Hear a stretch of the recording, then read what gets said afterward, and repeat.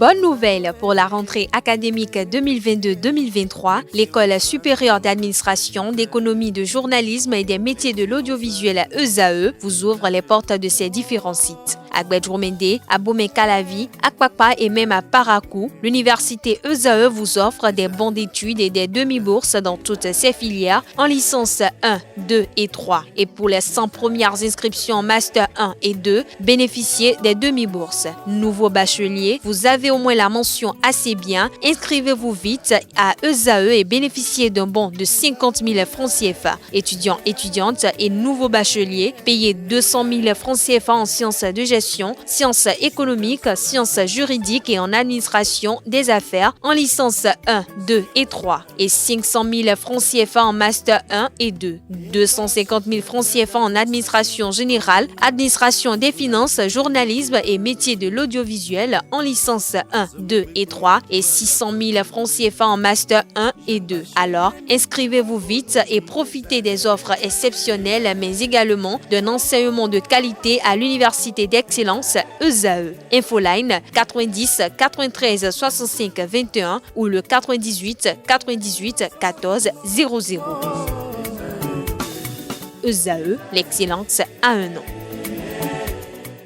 Bonsoir à tous, bienvenue sur votre émission Tour du monde en 52 minutes. Ce lundi, plusieurs sujets sont sur le tapis. Nous allons d'abord parler de l'OUA à travers la thématique « L'ancêtre de l'Union africaine a célébré ses 60 ans, que retenir ?» Le second sujet de cet après-midi va nous conduire droit au Sénégal où la condamnation d'Ousmane Sonko lance-t-elle le prétend sénégalais. Du Sénégal, nous allons nous rendre en Guinée-Bissau où les électeurs étaient aux urnes hier dimanche 4 juin 2023 et si le temps le permet, nous allons clôturer par la Hongrie où la présidence du Conseil de l'Europe est repoussée par les parlementaires européens. Pour en parler, deux invités cet après-midi, Cyril Guinga-Tchassep, il est expert en questions électorales. Bonsoir. Bonsoir, madame.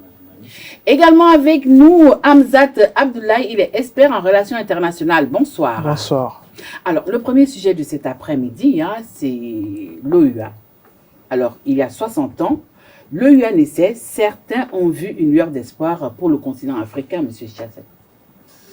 Oui, déjà, je tiens à vous remercier pour cette invitation qui m'honore une fois de plus et surtout remercier ESAE TV qui est en train d'abattre un très grand travail, surtout au sein de notre communauté, la communauté camerounaise, qui aujourd'hui, d'office, devient partenaire à ESAE TV. Donc, je vous souhaite longue vie et surtout beaucoup de courage. Bon, pour revenir à votre question, je pense que c'était une bonne chose, comme d'ailleurs à l'accoutumée, qu'on fête toujours les années. Je veux dire l'anniversaire des créations, comme nous savons bien sur notre continent, créer, mais sans mettre en exergue ce pourquoi nous créons. L'OUA, je pense que c'était de bon augure à sa naissance, parce que nous parlions là du temps des panafricanistes. Aujourd'hui, on ne parle plus du panafricanisme. Tout ce qu'on parle aujourd'hui, c'est des questions pécuniaires, c'est des questions d'intérêt personnel. Donc, quand on parle de l'Union africaine aujourd'hui, ça va dans tous les sens, parce que on ne peut pas parler de l'unité quand on n'a pas la liberté d'aller et de revenir sur l'étendue de notre continent, alors que nous passons le temps à voyager dans d'autres continents qui sont unis, qui sont unifiés, de par leurs frontières, de par la monnaie commune, de par les zones de libre-échange commerciaux. Donc je pense qu'aujourd'hui, l'OUA, comme je l'ai dit tantôt, était mise en place par des penseurs africains. C'était des pères fondateurs d'ailleurs. Vous savez, tout ce qui est original vient des vrais concepteurs. Alors, après eux, que devient l'OUA? Aujourd'hui, moi-même qui vous parle, je ne peux pas répondre à cette question parce que qu'avons-nous fait depuis cette création jusqu'à nos jours? Voilà. À entendre M. Tchassep, Hamzat Abdoulaye, on a vu que la création de l'OUA a été un moment solennel pour certains et certains ont même vu un pas vers l'intégration africaine. Aujourd'hui, résultat des courses, est-ce qu'on peut dire que cette vision avait été la meilleure? Alors, la vision de l'intégration africaine était partagée surtout par Kwame Nkrumah, parce qu'à l'origine, en 1963, Kwame Nkrumah avait derrière lui, et d'ailleurs, il était à la tête de l'idée de fédérer toute l'Afrique derrière cette idée. Les États-Unis d'Afrique, en quelque sorte. Bon, pas tout de suite, mais plus l'idée de l'intégration qui pourrait prendre en compte après une fédéralisation des États africains, opposée à un autre courant de Léopold Sédar Senghor, et qui, eux, opposaient plus une vision de coopération entre les États et non d'intégration totale. Donc, on a constaté qu'au fil des années, ces deux courants se sont opposés au sein même de l'Organisation de l'Unité africaine, et cette scission n'a pas pour autant facilité l'intégration sous-régionale. Et ça fait aussi en sorte que ces deux courants ont tout le temps monopolisé les attentions au point où les priorités qu'était censée défendre l'Organisation de l'Unité africaine sont passées au-dessus des têtes de tout le monde. Et l'Organisation de l'Unité africaine est morte en 2002 pour laisser le flambeau à l'Union africaine, comme l'a dit tout à l'heure M. Tchassep. Et moi, je trouve que l'Union africaine est restée enfermée dans le concept de l'Organisation de l'Unité africaine, c'est-à-dire plus un concept d'unité cosmétique. On n'a pas une Union africaine de fait, on a une Union africaine cosmétique.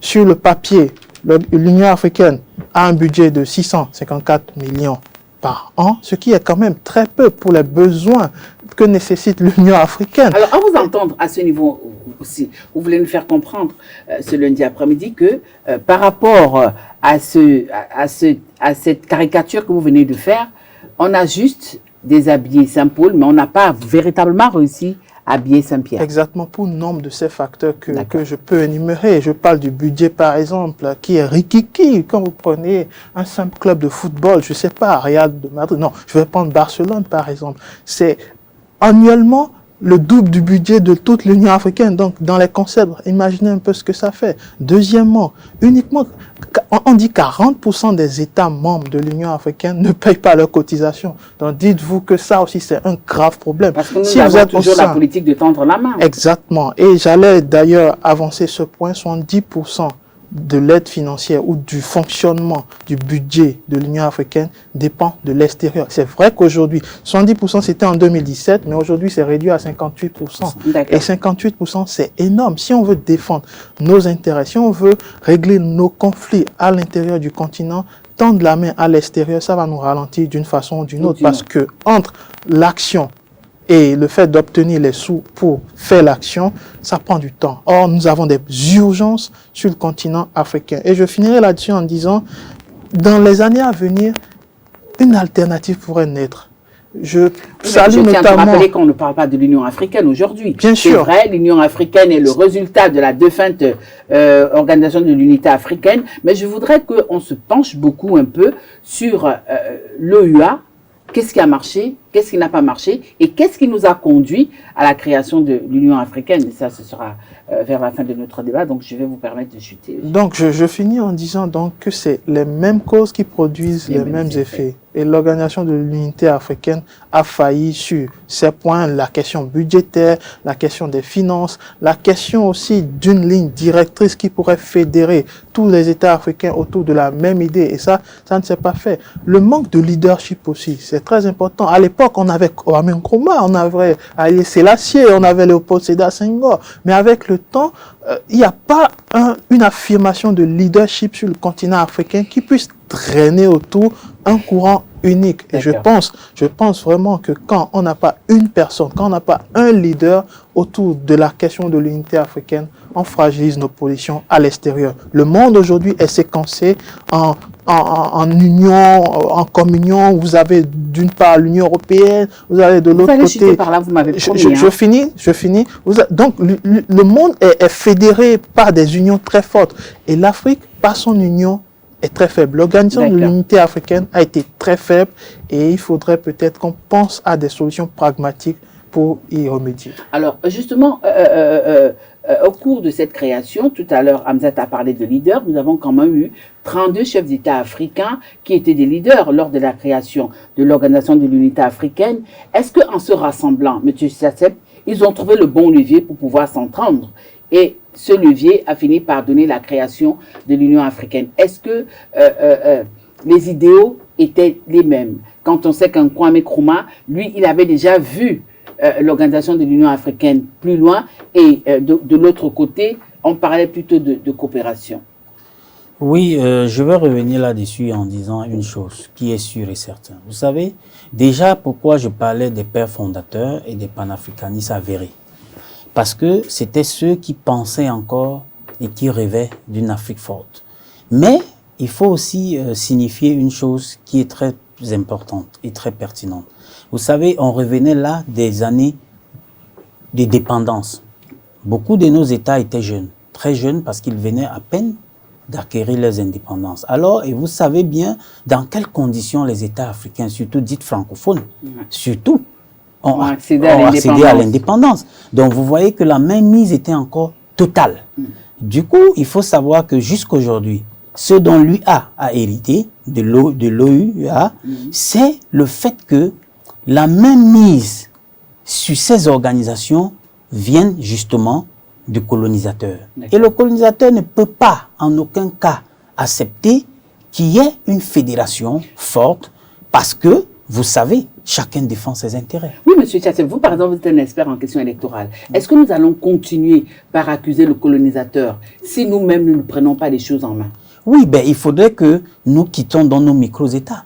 Raison pour laquelle je peux vous dire ici, après 2 audiences qui m'ont été accordées à Dakar par le président Abdoulaye Wade, il m'a été revenu de sa part qu'il a longtemps milité pour une unité vraie africaine. Et raison pour laquelle vous avez vu, c'est qu'il a créé à Dakar comme Renaissance africaine.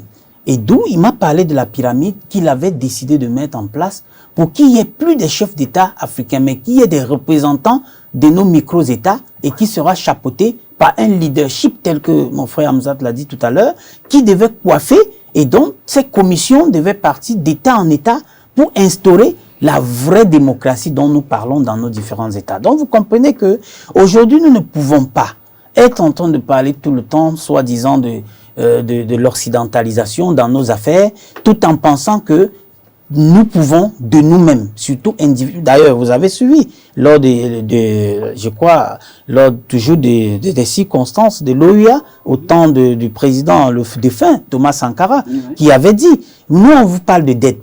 Mais si le Burkina Faso vient seul ici parler d'histoire des dettes, je ne reviendrai plus vivant. Mais si nous tous, on se lève en bloc ici et nous disons non, ça passe. Parce que là, nous nous sommes levés tous. Ensemble, on est plus fort. Mais vous pensez que les chefs d'État africains déjà viennent au pouvoir très différemment.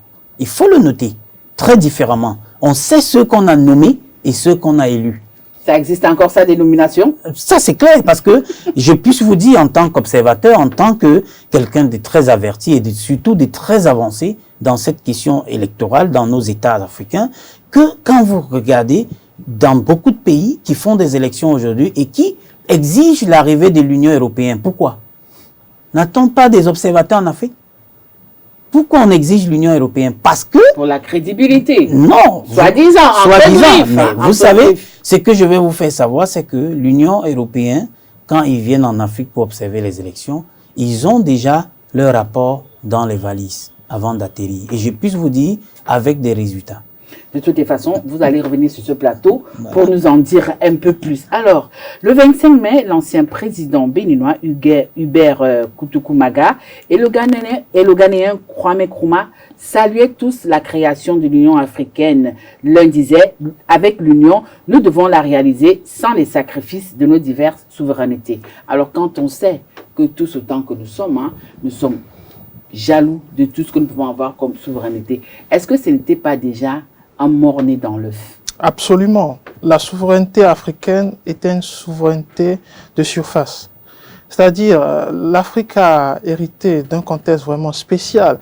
Déjà, avant l'indépendance, il y a eu une redessination des cartes et une redistribution aussi des cartes. Donc, le concept de souveraineté en Afrique spécifiquement, non pas dans le concept universel de ce qu'est la souveraineté.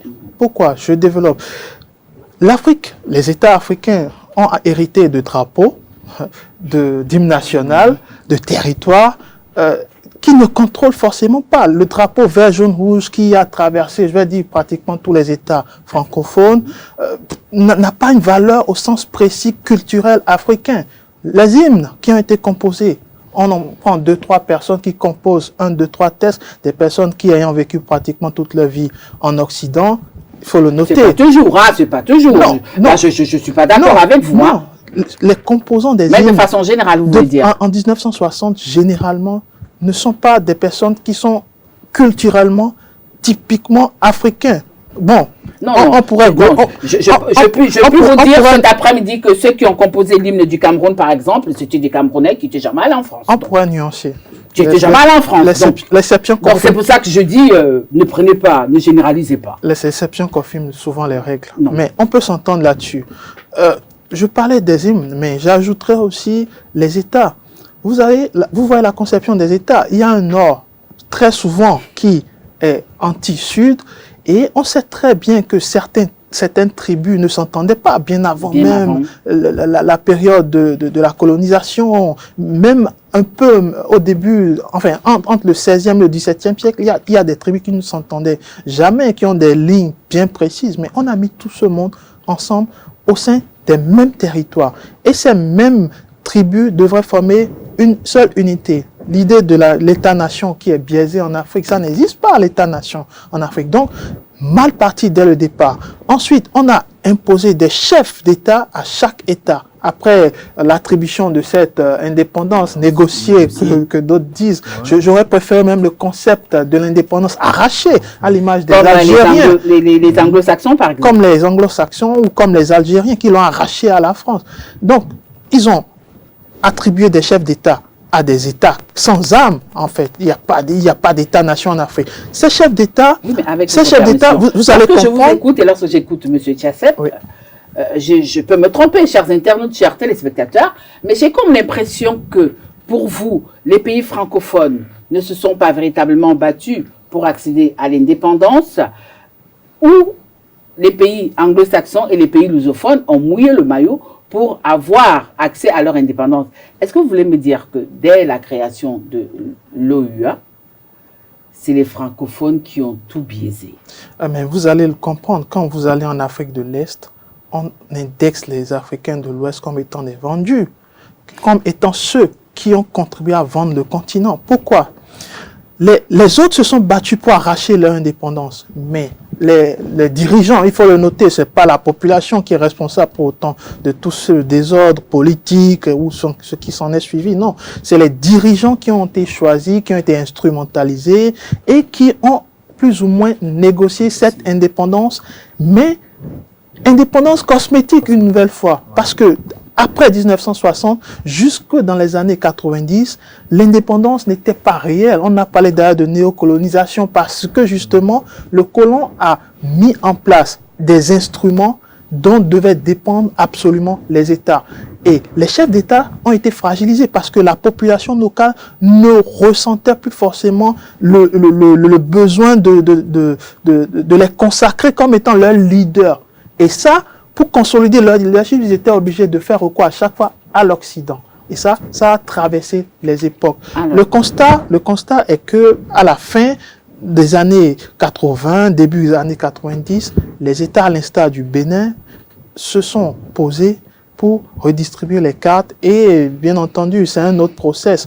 Mais ce qu'il faut noter à ce niveau, c'est que l'Organisation de l'Unité africaine a échoué, notamment pour cette raison où les chefs d'État n'avaient pas une légitimité sur leur propre population et étaient obligés de faire recours à l'Occident, d'où le néocolonialisme. Alors, de l'autre côté, le président Kwame Nkrumah a demandé que chaque État devrait sacrifier un peu de sa souveraineté, mais le président béninois de l'époque, Hébert Koutoukoumaga, a estimé que la création de l'OUA était un espoir parce que cela allait quand même permettre de combler le manque d'unité au niveau des peuples. Alors aujourd'hui, 60 ans après, est-ce que ces mots ont porté? Est-ce que ces mots avaient tout leur sens? Ça, c'est le premier volet de ma question. Et le deuxième volet est à mi-parcours. Nous avons constaté que l'Organisation de l'Unité africaine a été remplacée par l'Union africaine. Est-ce que c'était réfléchi?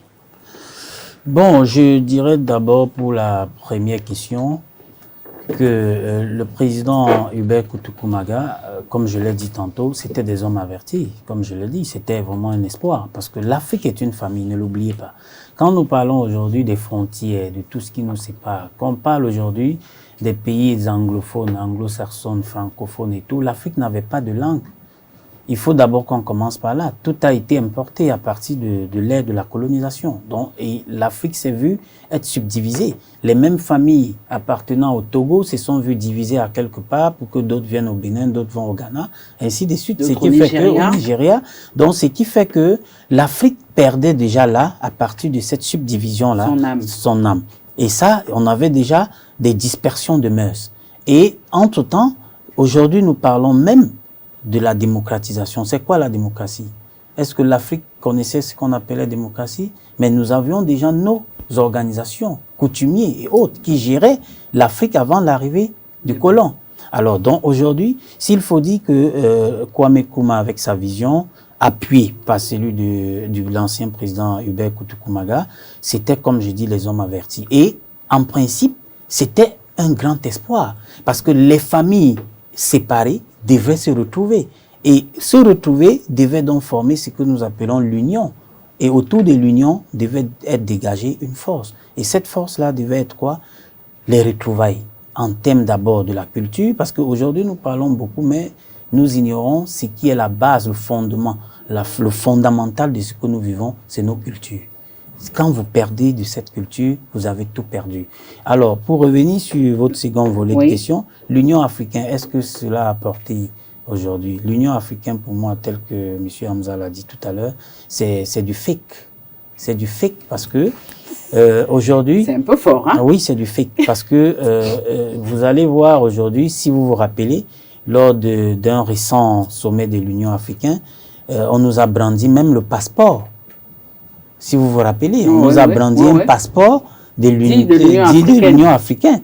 Où est passé? Nous attendons toujours aujourd'hui un cher dirigeant. Et on n'en parle pas. Et on en parle de nulle part. Et aucun chef d'État n'ose en parler. C'est pour vous dire que, d'après, je viens de Dakar, où j'ai fait tout un débat là-dessus, hein, où j'ai parlé aujourd'hui de l'Union africaine des bureaux. Parce que nous ne parlons pas de l'Union africaine des peuples. D'ailleurs, qu'est-ce qui montre que nous sommes en train de parler de l'Union quand on est subdivisé? Est-ce que vous pouvez partir là tout de suite du Togo si vous n'êtes pas ouest-africain sans visa? Pourtant, vous êtes africain. Mais qu'est-ce qui fait la différence entre un Camerounais et un Béninois tel que nous sortons là, nous marchons? Mais pourquoi il va falloir toujours stigmatiser ou étiqueter les Africains dans leur propre continent? Mais quand nous partons en Europe, nous partons aux États-Unis, on nous appelle les Africains. Pourquoi on ne peut pas nous identifier pour dire Africains béninois, Africains camerounais? C'est Africains tout court, parce qu'ils savent que nous venons du même continent, même destin, et nous avons, je veux dire... Nos destins sont liés, c'est ça? Nous sommes tous noirs, si vous voulez comprendre. Et nous savons quel sort est réservé à tout ce qui est noir dans le monde d'aujourd'hui. Donc l'Union africaine, pour moi, c'est une machine qui a été mise en place pour faire un club de ceux qui obéissent encore à l'Occident. Parce que si vous regardez, même au sein de l'Union africaine, au vu des présidents qui se sont succédés, vous allez voir des discours où les discours sont très divergents. Quand vous regardez le passage de Jean Ping, qu'est-ce qu'il disait? Vous regardez aujourd'hui un président actuel de l'Union africaine à la tête, qui est même, je peux dire, inexistant, quasi. Mama Faki, qu'est-ce qui s'est passé chez lui au Tchad? Qu'est-ce qu'il a dit? Est-ce qu'il pouvait en parler? Est-ce qu'il avait les possibilités? Où sont les leviers? Où est la force? Je crois que mon frère l'a dit tout à l'heure. Mais quand on parle du budget de l'Union africaine, mais ça continue à être des fakes. Parce qu'en principe, ce budget dont nous parlons, est-ce que c'est reparti selon les proportions d'intervention? Non. Est-ce que ces budgets même existent? Puisqu'aujourd'hui, quand l'Union africaine doit intervenir dans un pays, il faut qu'il attende que l'ordre lui vienne d'ailleurs. Pas simplement parce qu'ils sont financés de l'extérieur, non. Parce qu'ils sont également dirigés de l'extérieur. Il faudrait qu'on soit clair là-dessus et que nous, dirigeants africains, vous avez vu ce que l'Afrique est en train de traverser actuellement, beaucoup de mutations. Pourquoi? Parce que nous parlons aujourd'hui de l'éveil du peuple. C'est actuellement les peuples africains sont en train de comprendre beaucoup de choses. Parce qu'avant, nous croyons à ce qui nous a été dit. Et aujourd'hui, nous sommes sur votre plateau. Et vous voyez, de par le monde, il y a des plateaux actuellement qui sont en train d'animer. Mais ce n'est pas dans les mêmes objectifs que ces plateaux sont animés. Il y a ceux qui désinforment, pendant qu'il y a ceux qui informent. Et ça sème de la confusion. Parce que là, nous parlons ici avec le cœur. Nous parlons ici en tant qu'Africains. Mais par contre, comme M. Hamza l'a fait remarquer, depuis les années d'indépendance, ceux qui sont dits intellectuels en Afrique, ils ont été formés où? Par qui? Et qu'est-ce qu'ils ont retenu de ceux qui les ont formés? Regardez par exemple Saint-Cyr qui forme des généraux d'armée, les officiers. Mais aujourd'hui en Afrique, quand on vous parle des coups d'État et autres, mais ils ont appris ça où? Où ils ont été formés? Et ils sont dirigés toujours par ceux-là, parce qu'ils ne se détachent jamais. Donc c'est pour vous dire que l'Union africaine, pour moi aujourd'hui, est une situation à repenser. À repenser. À repenser totalement. D'accord, merci. Alors, pour sortir de ce sujet de l'Organisation de l'Unité africaine, Monsieur Hamzat, vous qui êtes expert en relations internationales, dites-nous très rapidement, en quelques mots, voire 4 mots, hein, parce que vous, quand on vous dit quelques mots, ça devient tout un dictionnaire. Alors, dites-nous en quelques mots, à quoi devons-nous l'échec de l'Organisation de l'Unité africaine? L'échec... J'adore un homme qu'on a cité tout le temps sur ce plateau, c'est Kwame Nkrumah. Parce que j'ai eu la chance de le lire, de l'étudier. Et Kwame Nkrumah disait, si on construit nos États sur la base de l'État colonisateur, du colonisateur, eh bien on va se retrouver dans un piège duquel on ne pourra pas s'en sortir. 63 ans ou 60 ans après, ça se confirme les propos de Kwame Nkrumah. Et je crois que l'échec notable de l'Organisation de l'Union africaine ou de l'unité africaine, moi je préfère de la désunité ou du désunion. Non, c'est quand même l'unité. Bon. On garde l'unité pour le moment. L'Organisation de l'unité africaine a tout de même échoué pour laisser la place à une tangente, je vais dire, une Union africaine. Mais l'échec se traduit par ses propos. C'est-à-dire le simple fait d'avoir conceptualisé nos États sur la base du concept européen de ce que devait être l'État-nation, de ce que doit être la démocratie, de ce que doit être le fonctionnement d'un gouvernement, de ce que doivent être les élections, eh bien tout ça a traduit aujourd'hui nos échecs. Bien entendu, les responsabilités sont partagées. Comme l'a dit M. Tchassep tout à l'heure, les intellectuels africains, donc les politiques, ont contribué à cet échec. C'est aussi leur part, c'est aussi leur faute. On ne va pas tout le temps indexer aussi les autres, sans pour autant situer nos propres responsabilités dans cet échec. C'est une fois ce travail fait qu'on peut véritablement aller de l'avant. Et je vais finir en disant, l'Union africaine, ou tout ce qui a été union sur le continent, a été fait dans un seul concept, celui de se regrouper pour lutter contre la domination. Et cette domination se perpétue. Donc si on veut arrêter la domination économique, domination sociale, domination politique, domination diplomatique, on est obligé de se regrouper. Mais attention, se regrouper, c'est dans le vrai cette fois-ci, pas dans le creux, ni dans les faux discours politiques ou diplomatiques. Le vrai revient à prendre des actions concrètes et à régler les problèmes à l'interne de l'Afrique. Je donne un exemple pour finir. La crise au Congo, ça traverse les époques, alors qu'on a une Union africaine qui est tout de même censée... On avait l'organisation, nous sommes à l'Union maintenant. Oui, je ne sépare pas les choses, je prends les mêmes entités et je compose avec une union ou une organisation de l'Union africaine qui n'a jamais pris l'initiative de se pencher exclusivement sur les problèmes typiquement africains, alors que ça aurait pu être le cas et trouver de meilleures résolutions. Je suis tout de même déçu de voir parfois même des chefs d'État comme le président Tshisekedi se tourner à chaque fois vers l'Europe. Venez nous aider pour régler le problème au Nord. C'est dramatique. Voilà, justement parlant de solutions, nous abordons le second sujet de cet après-midi. La condamnation d'Ousmane Sonko lance-t-elle le printemps sénégalais? Depuis quelques jours, le Sénégal fait parler de lui. Monsieur Tchassep, vous y revenez. Oui, effectivement, madame la journaliste, je pense que déjà, nous prosternons devant nos frères sénégalais qui sont tombés depuis le début de ce mouvement. Et je pense que l'Afrique devrait beaucoup s'y pencher parce que quand nous perdons un Africain, on devrait s'indigner. Parce que de nos jours, nous avons assez évolué d'après nous-mêmes pour ne plus perdre les hommes, des citoyens pour des questions politiques. Sinon, dans nos États, on ne parlerait plus de constitution. Si nous parlons des constitutions, ça veut dire que c'est des actes que nous nous sommes dotés de nous-mêmes. On ne nous a pas forcés, on ne nous a pas obligés. Nous nous sommes dotés de nous-mêmes pour pouvoir respecter ne serait-ce que la réglementation en ce qui concerne les questions de gestion de la chose publique et de la chose étatique. Donc, je reviens par là pour dire que le cas du Sénégal, comme je l'ai toujours dit, le Sénégal a toujours servi de cas d'école sur tout notre continent. Pourquoi? Parce que c'est l'un des rares pays qui a même connu les élections avant les années d'indépendance. C'est-à-dire c'est l'un des rares pays qui, en termes d'organisation, l'avait fait de très tôt, très tôt.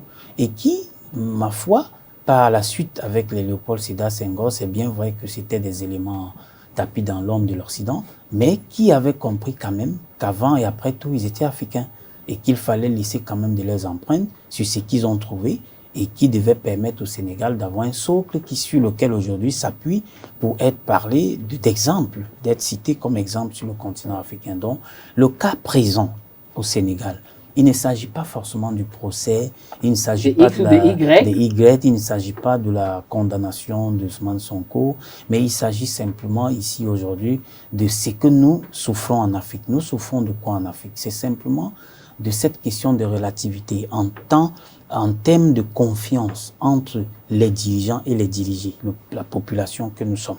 Il y a à un moment donné, je me dis, quand on est élu chef d'État, soit c'est par naïveté, soit c'est par erreur, on se dit être au-dessus du peuple. Pourtant, c'est le peuple qui fait de nous ce que nous sommes. Voilà. Et ce même peuple qui nous amène peut nous défaire.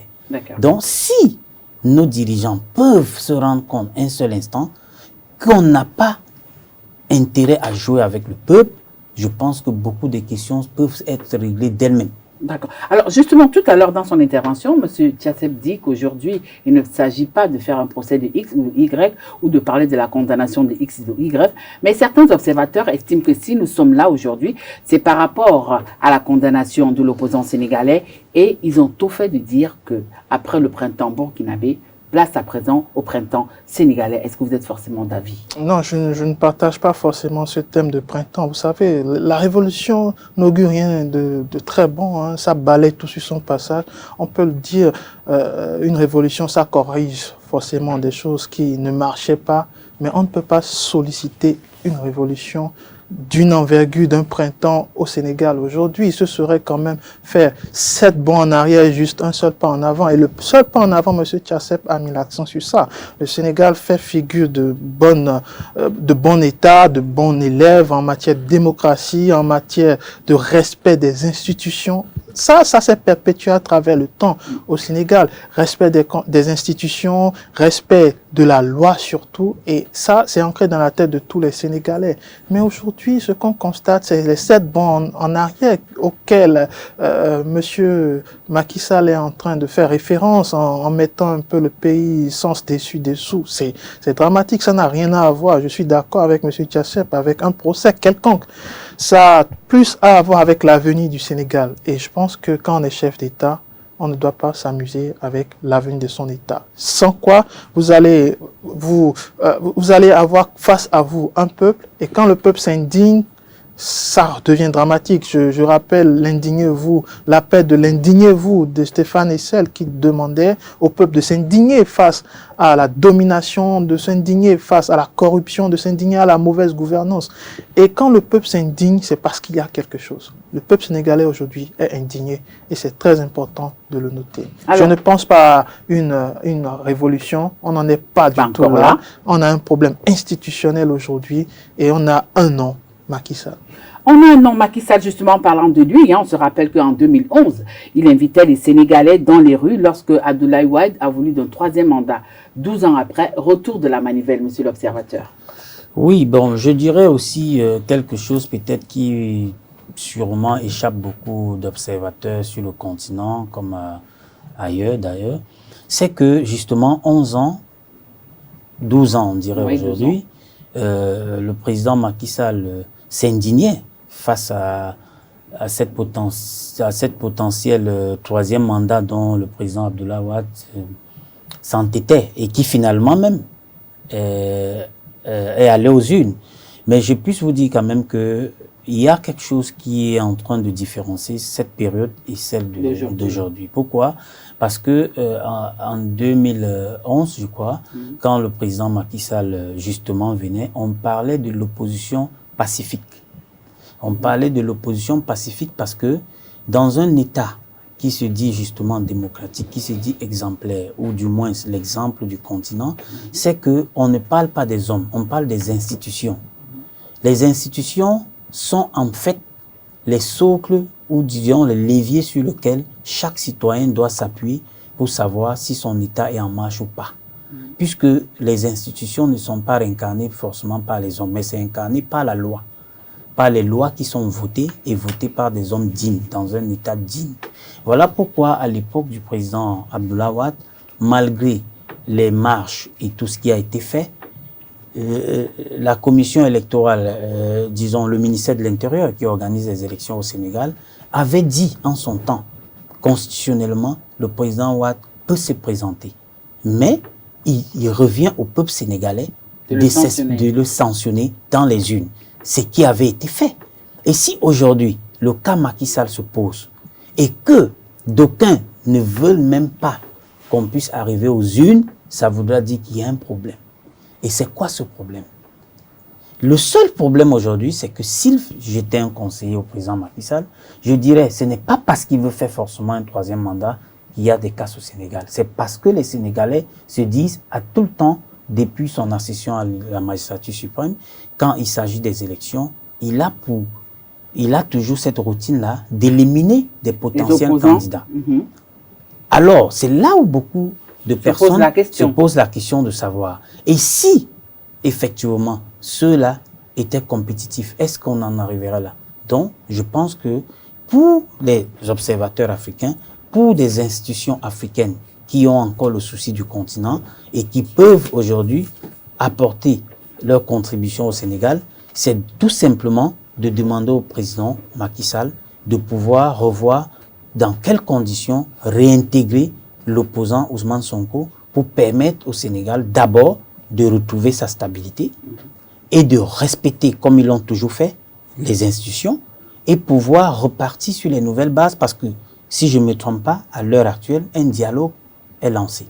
Et de ce dialogue, il revient au peuple sénégalais de dire, ensemble, nous allons redéfinir effectivement les lignes de conduite de ce dialogue parce que vous ne pouvez pas convoquer le peuple au dialogue et définir vous seul la ligne à suivre. Non, voilà.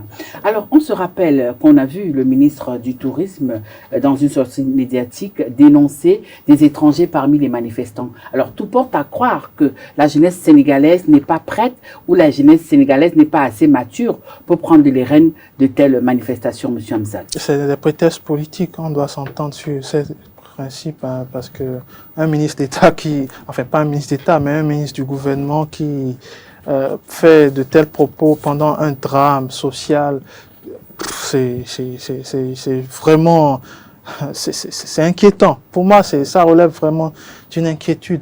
Mais il faut comprendre que le discours politique essaie tout le temps de s'adapter quand le drame social se produit. Moi, je suis consterné par ce qui se passe au Sénégal, mais je suis très certain que l'issue dépend uniquement de Macky Sall aujourd'hui.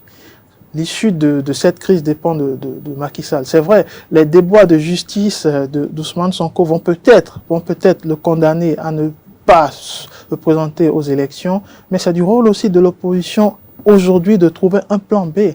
Si vous ne voulez pas vous ne voulez plus de Macky Sall, vous ne voulez plus du système, vous devriez trouver le plan B pour qu'en février, vous ne soyez pas dépassé par les événements. Parce qu'imaginez que le dialogue amorcé trouve une issue. Imaginez, parce que je trouve déjà que le dialogue est biaisé, c'est un dialogue de sourds en réalité. Mais imaginons qu'il aille au bout du dialogue et qu'il trouve des consensus et que des objectifs, enfin pas des objectifs, mais que des décisions sortent de ce dialogue. Ben, c'est pas certain qu'Ousmane Sonko puisse participer aux élections. Mais là, il s'agira alors à l'opposition de trouver le temps. Là, le temps est en train de se perdre. On a 8 mois, techniquement pour aller aux élections. Est-ce Oui, mais est-ce que vous croyez mois, que l'opposition sénégalaise a tout misé sous Ousmane Sonko? je crois qu'aujourd'hui, l'opposition est endormie. C'est vrai, il y a Yehui Askanoui autour d'Ousmane Sonko, c'est vrai. Il y a un collectif de l'opposition qui défend la même chose, c'est-à-dire pas de troisième mandat, c'est-à-dire la démocratie doit être maintenue au Sénégal, oui. Mais derrière, il n'y a pas pour l'instant d'anticipation. Vous allez voir, ça va en disperser, que ce soit dans la diaspora sénégalaise, que ce soit au Sénégal. Je ne voulais pas citer de nom, mais allons-y. Je prends par exemple Karim Wade ou Khalifa Sall. Ils sont en train de s'organiser justement pour 2024, mais de façon dispersée.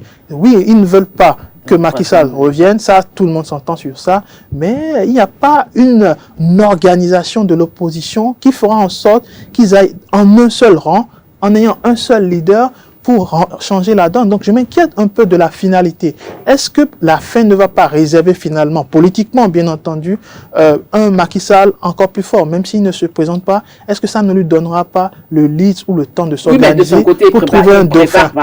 De son côté, il ne prépare pas un dauphin, forcément. Parce non, que...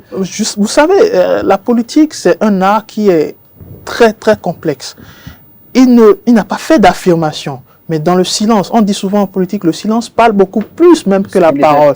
Donc, ne pas parler, c'est en fait parler. Et je trouve qu'aujourd'hui, même s'il n'a pas désigné un dauphin, il doit avoir dans sa tête toutes les options. C'est-à-dire, est-ce qu'il va faire un troisième mandat? La question doit être dans sa tête. Est-ce qu'il va choisir un dauphin? La question est dans sa tête. Est-ce qu'il va trouver un moyen? C'est arrivé au Congo. C'est toujours le continent africain, malheureusement, où on trouve ce type d'exemple. On contourne souvent le système. Il peut trouver un subterfuge, désigner un fake opposant qui va faire le jeu de en Côte d'Ivoire. Exactement. En Côte d'Ivoire. Alors, pour sortir du sujet sénégalais cet après-midi, parce que le temps nous tient à la gorge, jusqu'ici, M. Tchassep, nous n'avons pas entendu une déclaration d'Ousmane Sonko, nous n'avons rien entendu. Est-ce que nous devons être inquiets?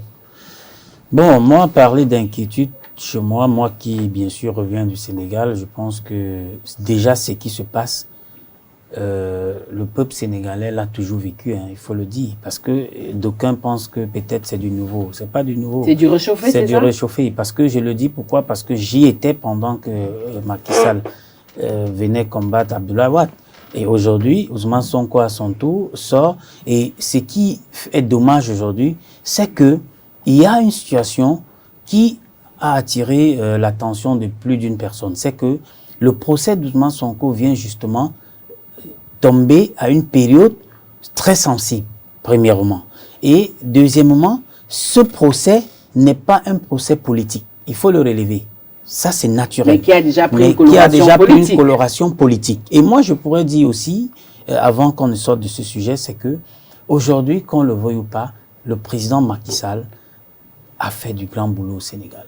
Et moi, personnellement, je me dis, si les Sénégalais ne veulent plus du président Macky Sall et qu'il arrivait qu'ils veulent faire forcément comme le président Abdoulaye Wade, aller dans les urnes. C'est pas le fait de mettre en cause les institutions sénégalaises, de mettre en cause la position du leadership des États africains, qui revient au Sénégal aujourd'hui en cause, qui fera du Sénégal quoi que ce soit, parce que je crois que M. Hamzat l'a bien précisé. Au jour d'aujourd'hui, l'opposition est en train de jouer avec le feu. Pourquoi je le dis? Parce que le président Macky Sall, techniquement, il lui reste 8 mois. Il est toujours chef d'État. C'est ce que les autres oublient. Il est toujours chef d'État en fonction, en exercice. Alors, avant que nous n'en arrivons, est-ce qu'il sera pour un troisième ou pas? Il est en train de continuer à faire d'abord son travail. Donc, rien ne l'oblige de vous dire tout de suite, je suis candidat ou pas. Mais cependant, ce qu'il reste à remarquer, c'est que l'APR, les cadres de l'APR qui sont de son bord politique, l'ont déjà validé pour dire nous voulons de Macky Sall. Et n'oubliez pas que c'est cette année justement que le pétrogaz démarre au Sénégal. Alors, je pense que les enjeux ne sont même plus électoralistes. Les enjeux sont maintenant ailleurs. Donc, du coup, il y a un combat des titans qui se joue à Dakar et dont le peuple même risque de servir de bétail. Donc, voilà pourquoi je suis en train de dire il y a un danger. Et nous avons parlé tantôt tout à l'heure de l'Union africaine. Où est l'Union africaine? Quelle décision? Vous avez vu ce qui s'est passé. Mais il y a quand même la CEDEAO qui a sorti une décision. Oui, mais aujourd'hui, on parle de l'Afrique, on ne parle pas forcément de l'Afrique de l'Ouest quand on parle de CEDEAO. C'est d'abord la CEDEAO qui doit sortir avant. Oui, ben écoutez, le Sénégal aujourd'hui est lié forcément en Afrique du Sud. D'accord. Alors, le troisième sujet de cet après-midi, Guinée-Bissau. Les électeurs bissau-guinéens étaient aux urnes hier dimanche. Dans un contexte de crise, les Bissau-guinéens ont décidé de renouveler le Parlement en allant voter hier, M. Hamzat, parce que voilà un pays qui est tout le temps en crise. Vous allez aussi nous en dire quelque chose tout à l'heure. Encore un autre pays en crise. L'Afrique est devenue le giron des crises. Ben, c'est pas nouveau, hein? Oui, c'est pas nouveau, mais il est temps que ça cesse parce que on est essoufflé là. Est-ce que vous voulez que ça cesse, vous-même, les Africains? Je pense que les Africains ont pris conscience du danger qui les guette. La jeunesse africaine. Oui, la jeunesse africaine. Ayant pris, bien sûr, le numérique aussi a favorisé cet aspect des choses, c'est-à-dire la conscience collective a été plus au courant de certaines choses grâce au numérique. Ça, c'est très important de le dire. Donc, je ne vais pas faire la comparaison des générations, mais la génération d'aujourd'hui, peut-être la génération Z, est une génération plus consciente, plus informée et de fait, c'est une génération qui contrôle l'action gouvernementale. Et ça, si les États ou les chefs d'État rentrent dans ce piège en se calquant dans le modèle ancien, eh bien, ils vont se faire tout de suite recadrer par la population. Et je vais peut-être faire un petit bond en avant et je reviens rapidement sur la Guinée-Bissau. C'est que, avec la différence du Sénégal, la véritable différence comparée à M. Wade, c'est que les institutions au Sénégal ne sont plus ce qu'elles étaient sous Wade. C'est-à-dire, Macky Sall a réussi à intégrer les différentes institutions, que ce soit le pouvoir judiciaire, que ce soit le pouvoir législatif, que ce soit la Cour constitutionnelle, que ce soit même la commission qui est aujourd'hui sous l'égide du ministère de l'Intérieur, donc de Macky Sall, eh bien, toutes ces institutions se retrouvent sous un seul homme. C'est le seul danger dont le peuple a peur aujourd'hui en disant non à un troisième mandat. Et les opposants aussi, ils sont solidaires par rapport à cette question. Je prends l'exemple de Jacques Chirac. Jacques Chirac a fait un septennat, au même titre que Mitterrand, son prédécesseur. Mais il a changé la constitution, enfin il a changé le mandat du président, la durée du mandat présidentiel en réduisant le mandat à 5 ans. Mais en ayant fait les 5 ans, septennat puis quinquennat, mais ça ne lui a pas donné pour autant droit à un troisième mandat. Donc il faut que Macky Sall puisse comprendre que constitutionnellement, s'il a droit à 2 mandats, c'est pas parce qu'il a quitté un septennat pour un quinquennat que ça lui donne pour autant le droit d'aller à un troisième mandat. Pour parler de la Guinée-Bissau, un pays tout le temps en crise, qui n'a pas d'élu depuis plusieurs mois, je vais dire. Depuis 2022. Exactement, depuis 2022, dissous par le président. 2022. Oui. Exactement, par une assemblée dissoute par Umaro Sissoco Embalo, qui était engluée dans une crise politique et n'ayant pas les leads et les coups de franche pour diriger au mieux ce Parlement, a choisi de le dissoudre et essayer de réorganiser plus tard. Donc hier, les élections. Il est favori naturellement parce qu'on ne le dira jamais assez. Mais le parti est favori. Oui, le parti d'Umaro Sissoco Embalo est favori. Mais ça sur le terrain, oui, ça se dispute. Oui, vous savez, le contexte politique guinéen, bissau-guinéen est vraiment complexe. Il est populaire sur les papiers. Ça s'entend. Mais dans la rue, bien entendu, Umaro Sissoco, il est décrié, oui. il est très contesté. Mais vous savez, quand vous êtes au pouvoir, surtout dans les États africains, vous avez toujours une longueur d'avance sur vos adversaires. Excepté au Bénin. Non, même au Bénin, je parle de l'Afrique. Au Bénin, on a vu quand même un chef d'État perdre des élections alors qu'il était au pouvoir. Oui, tout à l'heure, M. Tchassé parlait même de Wade qui a perdu les élections. Voilà, bon, il savait déjà la finalité, mais il a quand même participé.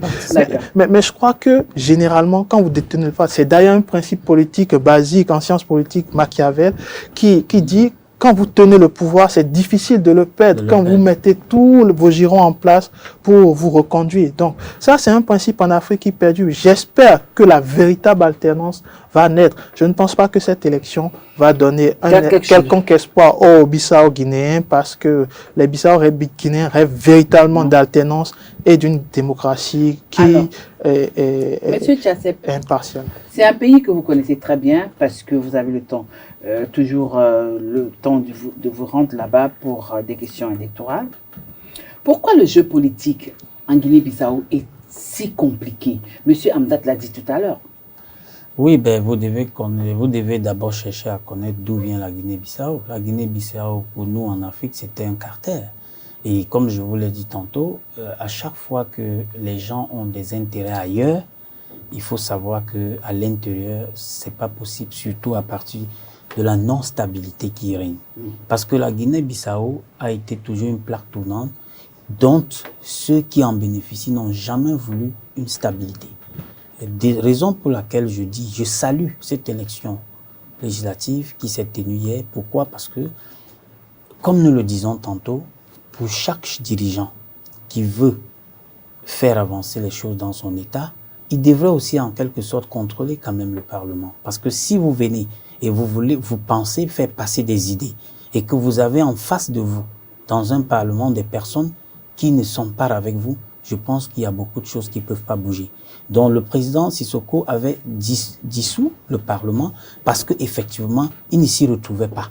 Et si aujourd'hui, il réorganise, la seule chose qui a fait le hic de cette élection, c'est le fait qu'il ait eu à tenir des discours très radicaux envers le Premier ministre, qui dit, si son parti l'emporte, je ne le nomme pas Premier ministre, ce qui est très dangereux. Et ça, ce n'est pas des propos constructifs. C'est des propos, même, je dirais, qui peuvent même le fragiliser, le va-t-en-guerre. Alors que la Guinée-Bissau vient de loin. Je pense que nous avons tous vécu le semblant, je dirais, ça c'est mon analyse personnelle, du coup d'État dont il a décrié lui-même, alors que c'était justement pour balayer, c'était un coup d'État à tête chercheuse. C'est un voleur qui crie au voleur. Non, ça c'est sûr, parce que justement, il voulait remettre beaucoup de choses en cause. Voilà. Et donc, vous comprenez que il ne le faisait pas pour rien, il le faisait à dessein.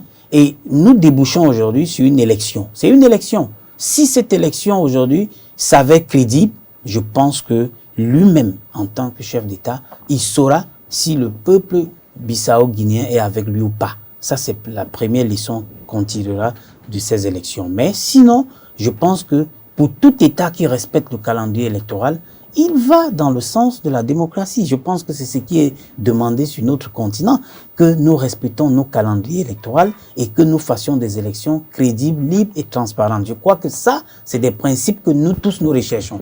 Donc aujourd'hui, personne ne peut l'en vouloir d'avoir organisé les élections, mais on peut l'en vouloir de peut-être tripatouiller dans ces élections. Alors pour sortir de ce sujet bissau-guinéen de cet après-midi, et certainement pour mettre fin à notre émission de cet après-midi, parce que le temps nous tient à la gorge, dans un pays, M. Hamzat, où les jeux d'alliance sont si éphémères, certains ont estimé que ces législatives vont forcément changer la donne. D'autres, par contre, estiment aussi que ça viendra quand même régler un tant soit peu l'instabilité que connaît la Guinée-Bissau. Oui, je partage cet avis. Je pense que l'élection législative arrive à bon port, parce que si vous avez un gouvernement et vous n'avez pas un pouvoir législatif, c'est que vous gouvernez par décret. Et gouverner par décret, c'est pas très démocratique en vrai. Et je pense que il est très important que dans une démocratie, on ait une assemblée qui représente la population. Ça, c'est très important. Et qui légifère. Mais vous avez un président Embalo qui, j'insiste, il est très contesté, mais il a besoin de gouverner. Donc, il a besoin de ces élections pour pouvoir gouverner, pour pouvoir légitimer en quelque sorte sa gouvernance et son mandat. Mais si tout cela arrive, je crois qu'il a mis en amont plusieurs actions pour lutter contre le cartel de la drogue, pour lutter contre les instabilités, les différentes instabilités dont souffre le pays depuis plusieurs années. Et pour l'instant, ça s'apparente à un succès. On espère qu'il n'y aura pas de coup d'État, puisque dernièrement, il y a eu des refus d'informations liées à cela. Et c'est ça le véritable problème des États africains. Une fois un semblant de stabilité retrouvé, il faudrait qu'il y ait une déstabilisation à chaque fois parce qu'il y a une voix qui est contre le président au pouvoir. Mais ce n'est pas parce que les voix sont contre le président que ça lui enlève son titre de président ou son mandat de président. Il est un élu de la République. Un élu est censé faire son mandat. Une fois fini, eh bien, les urnes vont sanctionner. J'espère en tout cas que les Bissau-Guinéens vont faire un choix politique en votant massivement. Je n'ai pas encore les chiffres exacts du taux de participation, mais j'espère qu'ils vont faire un choix exact et politique pour faire en sorte que la vie politique puisse reprendre son cours dans le pays. Voilà, chers amis internautes, vous avez compris, nous n'avons pas pu aborder le sujet sur la Hongrie par rapport à la présence de la Hongrie. Ce n'est que une partie remise. C'est la fin de notre émission Tour du monde en 52 minutes de ce lundi. Nous vous remercions de nous avoir suivis. J'étais accompagné sur ce plateau de Monsieur Cyril Guégan Tchassep, qui est observateur des élections. Et j'espère bien que nous vous aurons une prochaine fois sur les plateaux de ESAE TV. Avec plaisir, madame, parce que ESAE TV, comme je vous l'ai dit tantôt, est à plusieurs titres notre partenaire officiel bientôt pour la communauté camerounaise au Bénin. Merci également avec nous, l'expert en relations internationales, toujours disponible pour la maison. C'est un plaisir d'être là, plaisir renouvelé. Voilà, terminus, nous tous on descend et on se retrouve le lundi prochain quand il sera 16h.